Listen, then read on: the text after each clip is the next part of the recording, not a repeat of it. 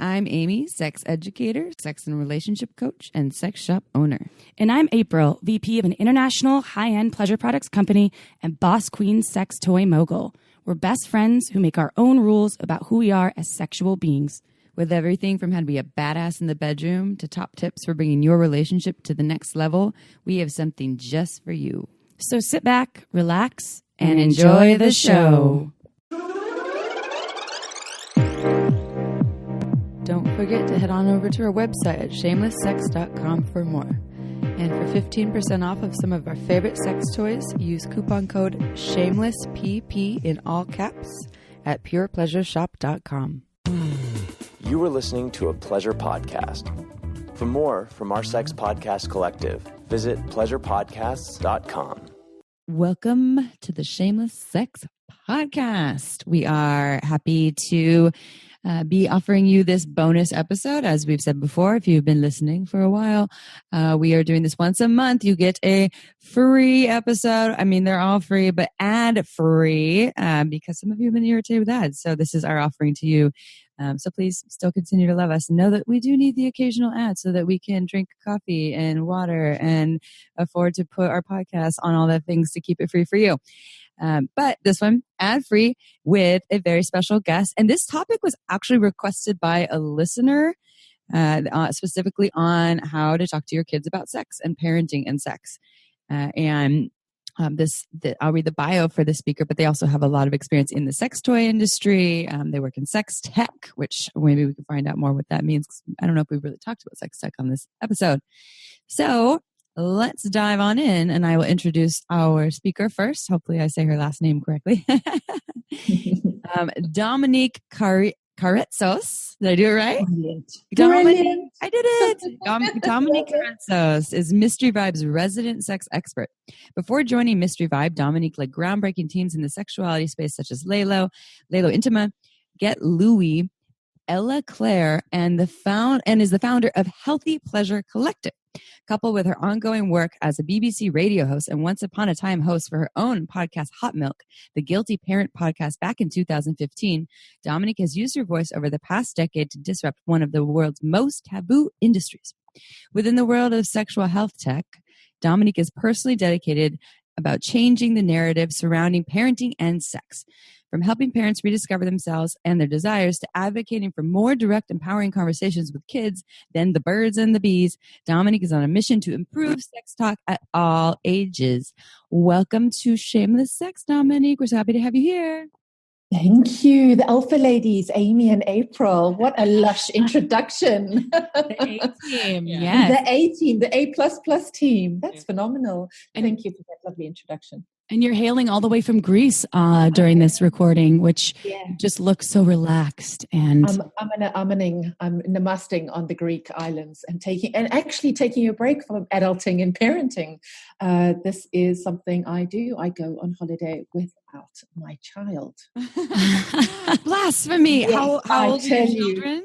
So my daughter is 7, turning 8 in September. And usually most parents finish that sentence by saying sort of 8 going on to 14 or 16 or 18. I'm really fortunate to say that's not the case. She's still little, but very wise. Mm-hmm. Children are wiser than we give them credit for, curious in their wisdom. Yeah. I always say, or often say that they can teach us more about presence because they're so, in the younger years, especially before their minds get in with all the stories of shame and who they should and shouldn't be. They're just little pleasure seekers, and they're just living every moment in complete presence for what feels good and what doesn't. And if it doesn't feel good, they don't want it. So absolutely, you couldn't have said it better. Yeah, they're little tantra children. I think it changes when this is my personal opinion. I think once they hit puberty, because you're then starting to seek some sort of sexual gratification from others instead of maybe if it's done on your own. And so your mind starts to wander, and then you start to kind of, take in the other, maybe the opposite sex or maybe the same sex, but you take in other species more. Yeah, I think, we forget we have to start the dialogue and the conversation from the beginning as parents and children. What children teach us very beautifully, and to your point, is we have to raise ourselves before we can raise another human. And traditionally, we teach our children bedside manners, how to say please and thank you, table manners, how to take care of their teeth. And we hold on to their sexuality until they hit that age that you're reflecting on.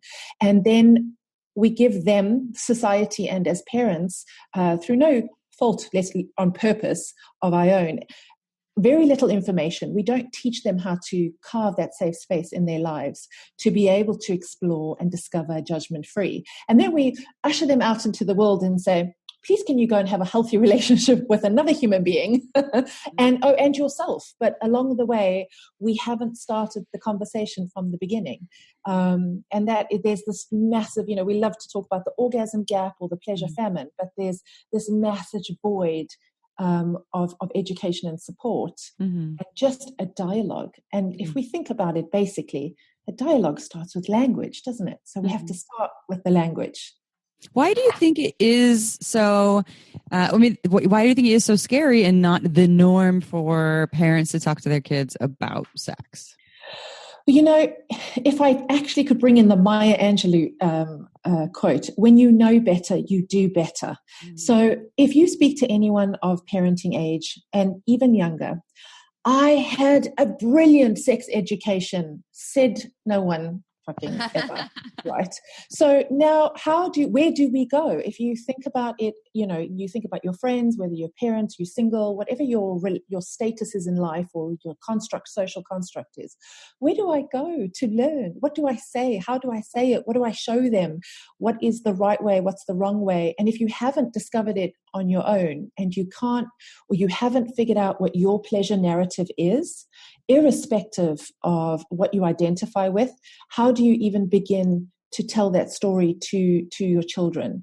And that's why I say starting with language is so important.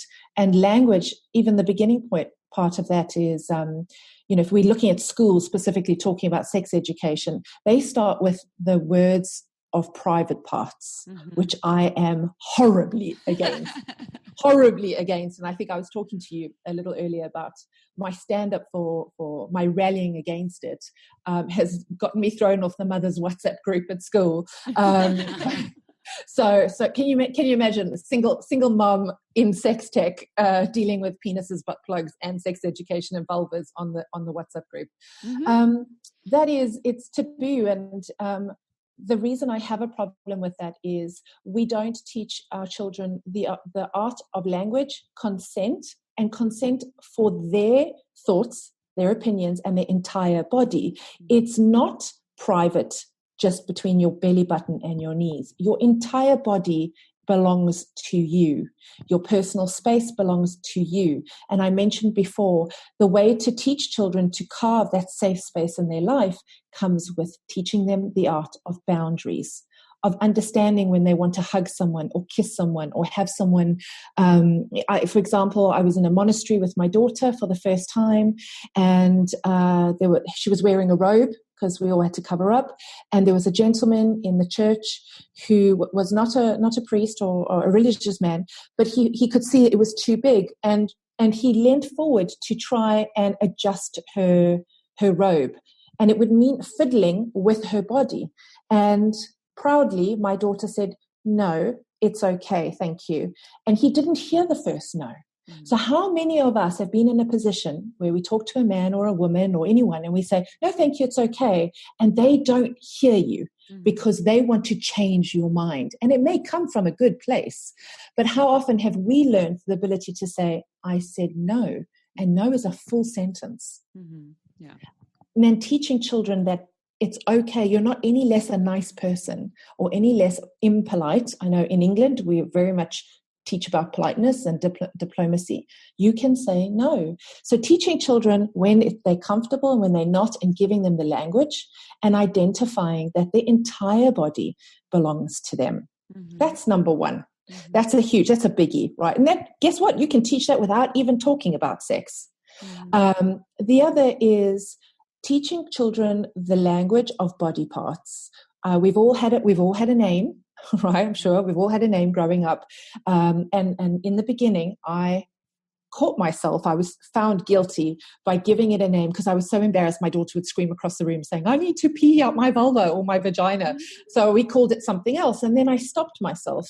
And as she got older, I explained the name of her body parts in a story and a journey through her body.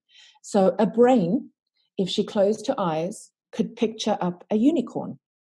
And that's beautiful. You can't see it. No one else can see it. But it has a purpose. It can do maths. It can come up with language. It can read. Her hands can paint. And she's very sporty. So we talk about the muscles in her legs that support her when she has gymnastics. And then she has a vulva. And we did that story at the age of 6, turning 7, with a mirror. And so it was a journey of her body. And she learnt the body parts. And it stopped at the naming of the body parts because I do believe, we were talking about wanderlust and curiosity. Children will guide you with their level of curiosity. And with their curiosity, they will ask a question. And when you sit and take the time to answer, we don't have to give it all to them at the same time. Sometimes it's a 2-minute explanation. And they're quite happy with it. And they're like, okay, off I go. And I'll come back when I have another question and another question, another question. And so sex education, much like for ourselves, our pleasure journeys, it's not a linear line and it doesn't have a beginning and an end. It's a constant journey. It's a constant conversation. So that means in a way that perhaps you could have a 7-year-old human child that you may not have these conversations with? I mean, is there a specific age, or there could be a 4-year-old child that you have to kind of have these conversations with? I mean, start them. I was trying to think of the proper age, but I think that it's just different child to child from what I'm hearing. It's a great question. So even with conversation aside, yes, to answer your question, you get children as young as 4 who have figured out how to masturbate. They don't know what it is, so they haven't been given the language, and you can take the time to talk to them and explain that it feels good, and you don't have to go into the science. And let's give an example of your child is much younger and maybe doesn't have the capacity to understand language, and you walk into a room and they're masturbating, or they're self-soothing in that instance. There's 2 approaches. One is to act completely normal, and let's say you're going to the shops and you say, right, we're going to the shops in half an hour, and you walk out and you don't make it a big shameful issue.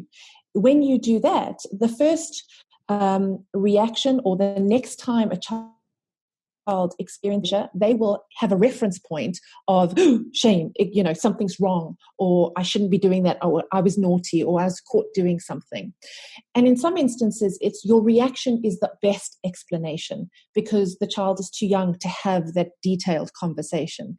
And you can maybe encourage your child as they get older that if it feels good, there's a place and there's a time to do it, and you can have that safe space at home, and we will understand, and it's totally normal. And as they get older, you add more layers to that conversation, whether it's biological or emotional. So yes, my daughter has friends that have figured out masturbation a lot earlier. My daughter hasn't, but she understands a concept of pleasure and what that might mean for her, and how to own it. So that's why I say the curiosity of the child, whether it's curiosity with their body, whether it's touching themselves or asking questions, they will tell you when they're ready.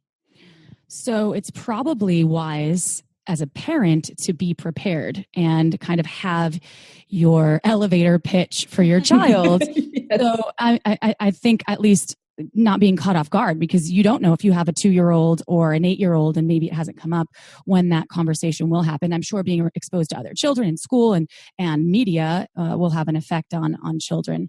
And so that brings me to ask you why you think, obviously it's important to have accurate shame-free terminology with children, but why is it? Why is it that folks should have these preparatory tools? And you use the unicorn as an example, which I love. Do you have any more that you could suggest for parents listening out there? Well, I think there's a few sort of nuggets I like to share. The one is, if you're going to have this, if you're prepared to have this conversation with your child, first sense check with yourself. How do you feel? So let's take masturbation, for example, or pleasure, self-pleasuring.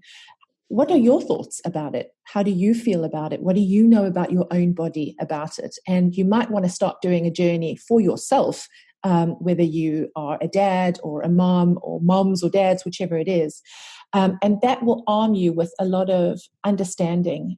We could go wax lyrically into the positive aspects of living well, having a well-balanced, emotional, well-balanced, connective, intimate, and erotic intelligence when you allow people to build and understand how important sex and intimacy and erotica is in their life. And I was saying in the beginning, what we do is we teach our children so many manners. Imagine a world where boys and girls, or whichever gender you identify with, after a sexual encounter, has a level of manners, has a level of communication, to empower our children to understand that what they want for themselves, they now have the courage to ask for what they want in life anywhere else. And we talk about the orgasm gap. Well, actually, it's you feed the pleasure famine. And if let's take women, for example. I have a daughter, and I want her to be able to look back at the first time that she experiences pleasure, and she's reminded of meeting herself. So typically, mum, I don't want my daughter to be giving blowjobs in the bathroom floor on her knees. Let's call it what it is, because there is peer pressure, there is sexting going on, because she validates, her currency of validation is coming from someone else. And I think when you teach children that pleasure belongs to them, it's their own right, and it's their journey and navigation in a safe space, you empower them to validate and create self-efficacy for themselves. I just want to add something that I experienced. My partner has a daughter that's going to be 15. She was just about to be 12 when we met. And at the 11-year-old, daughter that he has was having friends. And I don't know if she was as well, but having boys specifically ask for nudes. And a lot of these girls were sending nudes at 11 years old to these boys. And I was trying to explain to her, I was like, hey, once that is out there, you'll never get it back. So you have to really, I think, know that kids have the power of the media and cell phones. It's like a huge tool. We didn't have that as children. I definitely didn't until I was 18. So that is such a can opener for parents and an eye opener. And even if you don't think your kids are doing it, they probably are. Or they are involved. And sex education is not or the lack of, is not in isolation. We look at advertising or we look at porn. Let me make this very clear. I am not against porn. I am against porn being the only Bible of instructions. So, this is, whether you like it or not, we have our kids looking at it, our next door neighbors, our partners, or whoever. And collectively, even sex education, if you look at the story or the narrative for boys, they are shown an illustration of a penis, a torso, and they are spoken about pleasure, wet dreams. There's almost this birthright to a level of power and empowerment, while girls are given an illustration of bleeding uteruses with a warning sign that says, don't get pregnant, beware. So that's how the conversation is starting. Now imagine the level of validation or self-efficacy that's starting with that starting point, not to mention the advertising and the constant barrage of messages that tell us that we need to look elsewhere and that we owe it to society to have skinny thighs or perky boobs, or and then of course combined with porn being the only Bible of instructions, you've got a lot of mismatched information. Porn is entertainment, and like I explained to some of my nephews, it's like watching a fast car on Fast and Furious. You don't get in a car and expect to drive like that. It's there is a phenomenal book I would highly recommend for that age, 11 to 15, written by Laura Bates, called Girl Up, and it is a phenomenal book and instruction guide on how to deal with a lot of these topics. Girl Sexting. Up. I'm totally going to. By Laura Bates. It's brilliant. I learned a few things, even as a single woman. Is Girl Up specifically for young girls, or is it for all genders? I think the minute that young girls or boys are involved using technology, because a lot of it deals with, for example, photoshopping, airbrushing, social media.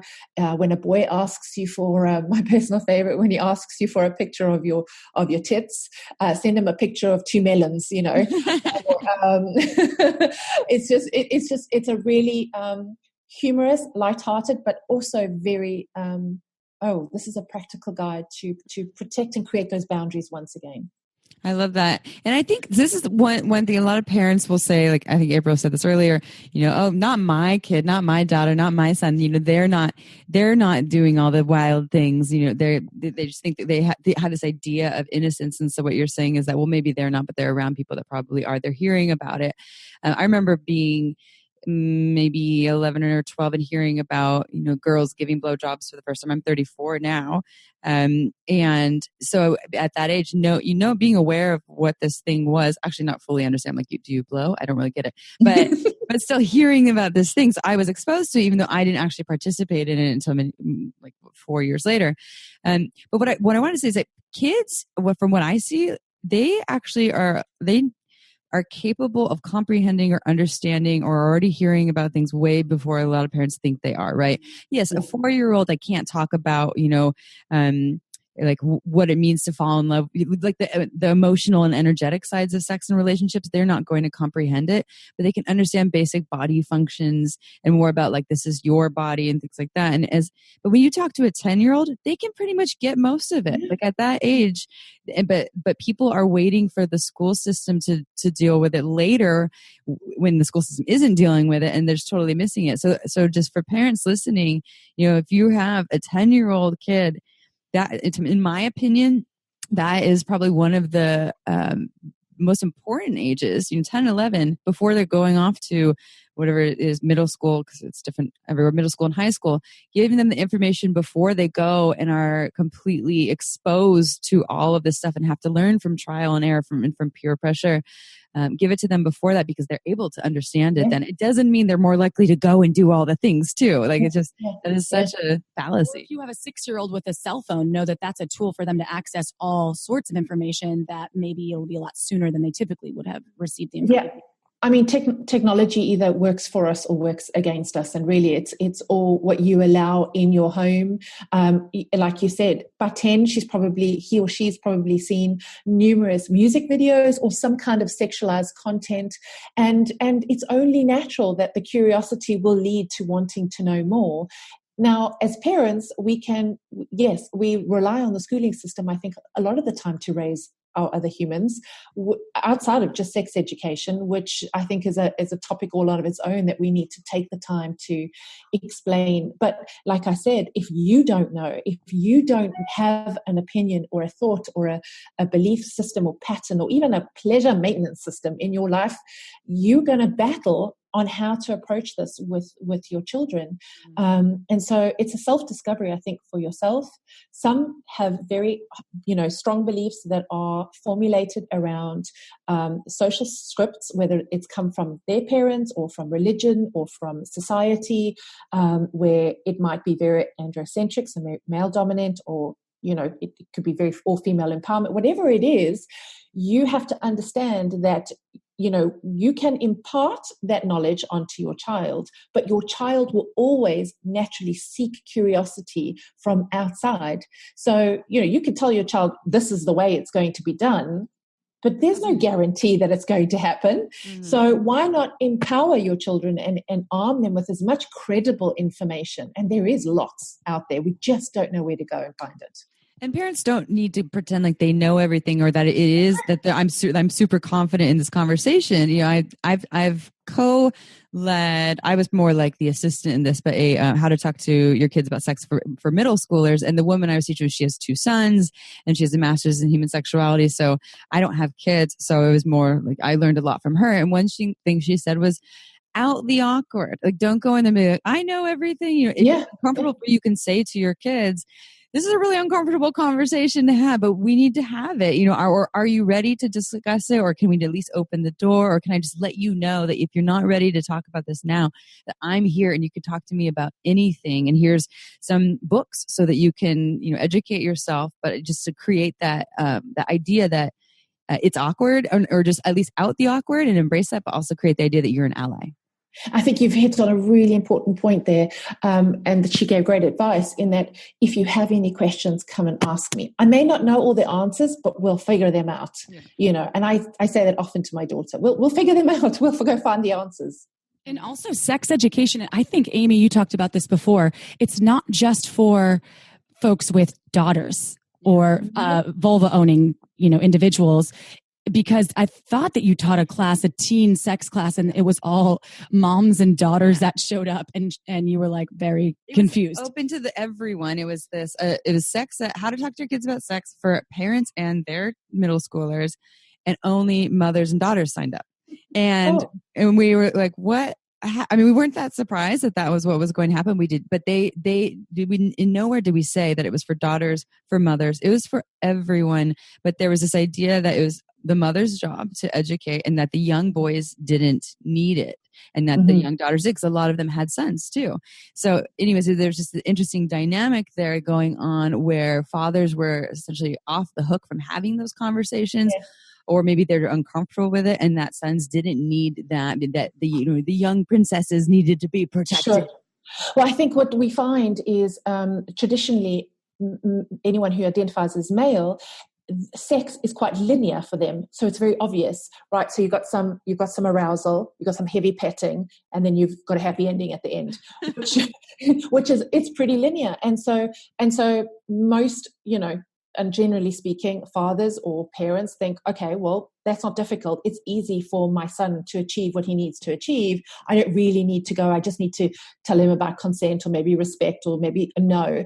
But if you push the boundaries even further than that, what we are really trying to encourage, especially in the space of sex tech, is that pleasure which orgasm is a byproduct of pleasure, can be experienced dynamically and elevated no matter which gender you or which body part you associate with. So how you achieve pleasure when you were maybe 15 traditionally with a sock and some Vaseline can be different as a man, right? As a man, men also don't realize that they can achieve a different level of pleasure and a different level of orgasm because social construct has told them it's linear, but it's not. We've busted a little bit on the taboo side with those vulva owning, where we say, right, it's not linear, and an orgasm can be achieved in different ways, and you're totally normal if you're not. But there's other articles, there's other dialogues that need to be said. Around trans and LGBTQ plus, and we should thank LGBTQ plus because you have to go beyond the normality of the social construct and figure it out. And if it weren't, for someone talking about it, we wouldn't be here today. I think that's a good kind of transition to ask you a question about teaching kids about gender orientation, inclusivity when talking about people that have gender non-conforming folks, because it is happening sooner and sooner, which I think is amazing, especially in the U.S. I don't know about the UK, but I know in the U.S. Gender-free sort of bathrooms are becoming a thing in California. So do you have any suggestions about teaching kids about those types of situations? Well, in Europe or UK, gender-free bathrooms existed 20 years ago when I was at university in Sweden, as did sauna rooms, which was quite surprising. I think what's important is, yes, it needs to be inclusive, but along with that conversation also needs to be the art of tolerance, the art of, like we would teach any other part of our lives, whether it was religion, whether it was coming from different cultures, different languages. It's tolerating belief systems, and the belief pattern around your pleasure is none of anyone else's business. It's yours. You have a right to it, irrespective of what you associate with, and it is your responsibility. So again, making that inclusive and arming children to understand that it's their own that they need to take care of, and we must be tolerant and learn the art of communicating and asking. Over and above inclusivity is consent. I think, that's a big topic that we're trying to touch on. I am all for sex education. I don't believe that it should just be the schools that teach sex education. My biggest concern is not should it be. In the UK specifically, it was supposed to be legal and obligatory this year, 2019, and that's been pushed to 2020. My biggest concern is who's teaching the content, and who have we got contributing to content, and also how do we authenticate the content? There's a lot of information and technology out there that kids and adults can go and research on, and we don't know how to identify the source of it, or the credibility. Yeah, and on that note, teaching about when you're talking about the teaching the young girls about sex, and that the boys, might not, that a lot of parents are not enrolling them in it because they're like, penises and their pleasure is linear.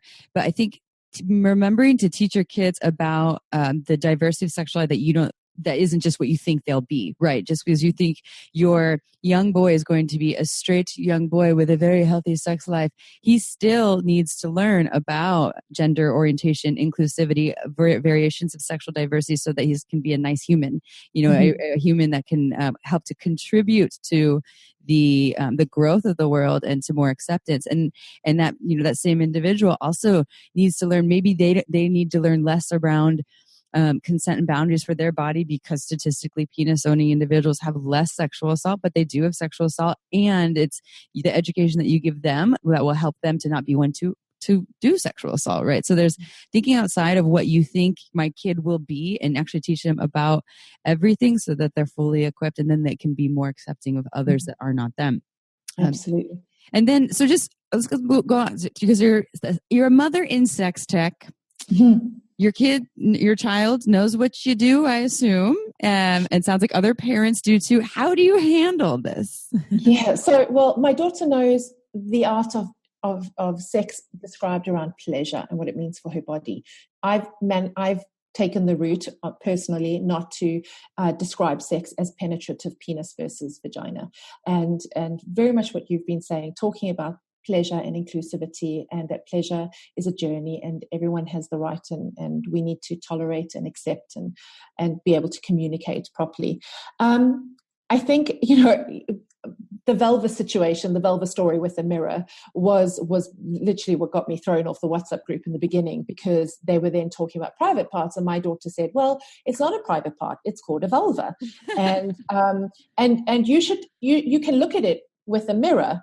And of course, another little girl said, what's a vulva? And then, of course, my daughter's response was to throw me under the bus and go, it's complicated. You should ask my mum. And then, so obviously I was accosted coming out the school gates, and they said, well, have you been talking to your daughter about sex? And I said, well, I've been talking to my daughter about pleasure. Sex is one of those things.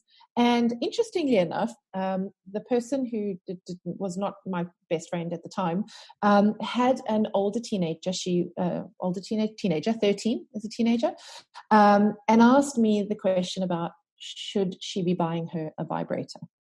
I get lots of questions about, for example, periods, and some of us don't have a period, so how do we talk about periods to our sons and daughters? But a big one is, do I buy my daughter, is part of teaching her that she can give her own pleasure, should I be giving her a vibrator? Because what if she can't achieve an orgasm on her own? Then she's still going to go look for it. So that's the mindset at the current climate of the mindset. To answer the question, I'm all for giving vibrators. A vibrator is a tool. It's a facilitator. There are loads of different types of facilitators. And with the art of technology and being in sex tech, which quickly by definition means bringing together the best of humanity and technology together, there's no longer the jelly rabbit dildo, whoever's in my generation who would have understood, buying it in a brown paper bag down a dark alley. But, brands have come together to create these aesthetically androgynous, beautiful, shelfie types looking products that are wonderful to use and discover and explore. Why not? I got in huge trouble, Dominique, back in Christmas of 2017. It was my first Christmas with my partner, and he has 3 daughters, all of which, except the one that we spoke of earlier, who are in their 20s. And I gave everyone, including his sister, my partner's sister, and including his mom, vibrators. I did not give the 12-year-old a vibrator. However, the mom of the 12-year-old got really upset when she asked what I gave everyone. And my partner's daughter said, well, she gave them stuff from her work. And I was, because I too, I definitely knew that would probably not be okay with the 12-year-old. And I did say eventually, and I did tell his daughter that if you're interested in something or learning more about this, just let me know and come and talk to me. But I got in huge trouble. I feel the same way as you. I know a lot of folks might not feel that way, but you might be kicked off the Christmas list. They were not phallic. They were little bullet vibes. So it wasn't anything that was disgusting. I wasn't handing out fleshy, veiny penises to all the people. Yeah. I think what's important, especially in our industry, is when we hand over a tool or a facilitator, it's got to come with aftercare. So that can be anything from whether you're more mature and you want to learn how to do kink or BDSM, to handing a product over that is going to facilitate it properly, is going to encourage that teenager to connect with their body. You can start a conversation about try and discover what you do like and what you don't like, and how to explain that when you're ready to share that with a partner. So there has to be a level of aftercare. I like the fact that you invited the conversation. That's a wonderful way as well. It provides that safe space rather than sort of just leaving them up to their devices. It can also be scary, and also for some, when you start the conversation with sort of middle school teenagers and they're talking about the art of touching their own body and connectivity and taking that time. It doesn't always work, and you can get frustrated as well if you don't. So this is a tool, and why not use it? I completely agree. Speaking of vibrators, tell us more about MysteryVibe. I love MysteryVibe, but I've seen images. I've actually been at a trade show in Europe and next to them, and they have some really cool things. But can you tell our listeners more and Amy more about MysteryVibe and some of the other work that you do as well? Well, MysteryVibe is a big leader and a disruptor in the innovations. They truly did bring the best of technology and humanity together. And to the point, they created the first vibrator, which is Crescendo. And it is very, what's the word I'm looking for? Abstract looking. Aren't so there like 50 motors, or there's something crazy? Six motors. It looks like a really elegant massager, and that's exactly what it is. It massage and it vibrates, but it is completely super uber bendy. So it will fit to your body, remembering whether inside or outside, each person's curve and body shape and your erogenous zones, not only are they different, because we all have the same bits, right? They're just uniquely placed for each one of us. And then when you have kids, trust me, they move in directions we never thought. And so Crescendo is that wonderful product where you can bend it irrespective of what gender that you associate with. You can use it on your own. You can use it with a partner. And the technology bit, motor and bendability aside, you have this wonderful app that has 16 different vibration patterns and different intensities. And so you can, through touchscreen, decide where you want that, or you can create your own app as well. So you can play around with where you want the stimulation. And again, another facilitator to go, oh, that feels really nice there, or that feels nice there, or that's too weak, or I need it a little bit stronger. And if you're using it on your own, and if you're using with a partner, well, hand over the remote to someone else and give control, and figure out between the two of you what feels great. And then they created another phenomenal product, my personal favorite, which is Tenuto, which is predominantly for penis owners. However, because again, the motors and the flexibility, it adapts to your body. So it's always a personalized pleasure, right? This is the promise of MysteryVibe, but it can be shared because the vibration can then be transferred to your lover or to your partner. And it's, again, works with an app. We have something exciting coming out in a couple of months, so keep your eyes on MysteryVibe, where once again we've now brought the product mainstream. And what MysteryVibe does, and what a lot of brands in sex tech are doing, is taking it from the dark alley brown paper bag and bringing it into mainstream, bringing it into CVS or Walmart, or in what we've got. I don't know if you have a dollar store in the US, but we have got Poundland, and hey, you can buy a bullet. you can buy a bullet in Poundland. Who would have thought 5 years ago, 10 years ago, never in a million years would have you bought a bullet vibrator in Poundland. I want to open a sex shop called Poundland, actually. I think that would do really well in the US. Yeah. And I think you would do very well. Yeah. So MysteryVibe is, and it's constantly keeping it. We also come with a lot of support on how to have a conversation. The age-old saying is, if I use a vibrator, will my body be desensitized? Will my partner, is he being replaced? Those are big conversations to have. And when you provide the support and education behind it, you get wonderful results, because people have aha moments. And predominantly, this brand is for those that have been in a relationship, and we've all hit, gone, well, this is very normal, and I want the desire back, right? So intimacy and desire, we know, are two very different things. And thanks to Esther Perel, we understand that the one can kill the other. And then there's the innovation in this industry. Just to give you some interesting, nerdy facts, it's a $30 billion industry that is soon to be $126 billion. And I know that you probably know this, but the only way that we will have sex tech where pleasure and eroticism and desire and empowerment becomes your social and economic motives for change in your life is if we invest in those innovations, and we invest in the right team and the right products.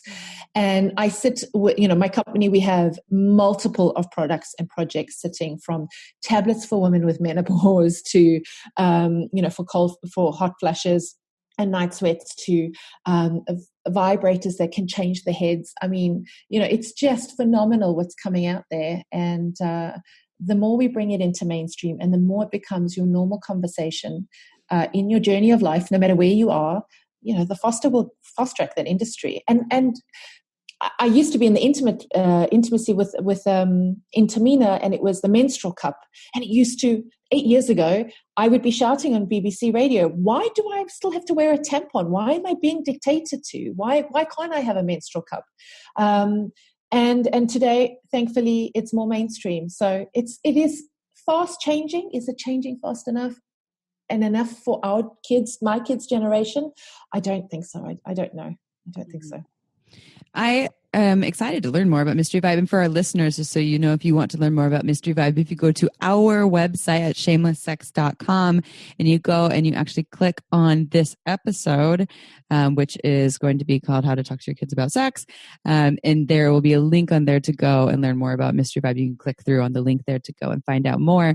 How do people find out more about you? Do you actually do work, or if people want to reach out to you or learn more about, they're like, I have more questions about how to talk to kids about sex. How do they? Well, you can follow me on Instagram, which is Dominnique Karetsos, Dominnique spelled with 2 N's. Keep an eye on the brands like MysteryVibe that are constantly putting out information on our site. Just a little bit trick with the crescendo that's come to mind. If you're buying the product and you're pregnant, or you're wanting to fall pregnant, it is a brilliant product for massaging the perineum area.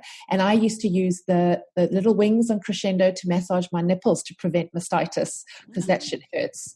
And instead of cabbage leaves, I used to use the vibration and the massage, which helped a lot when I was breastfeeding. So yes, follow MysteryVibe, or follow MysteryVibe on our site, which is obviously MysteryVibe.com. And you can follow me on Instagram, or look me up on LinkedIn, or Healthy Pleasure Collective. But keep your eyes out, because we're always sending out really great information. Cool. We'll go to the MysteryVibe booth in Germany when we're there in October. Oh yeah, will you be there? Will you be there? Aerofame?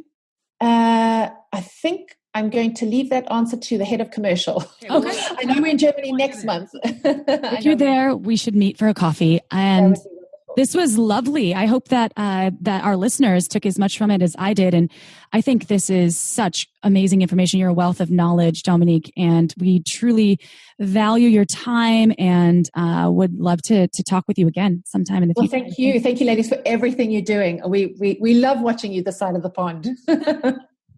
Thanks for having me. A large pond. All right, you all. Yeah, very large pond. Thank you for tuning in.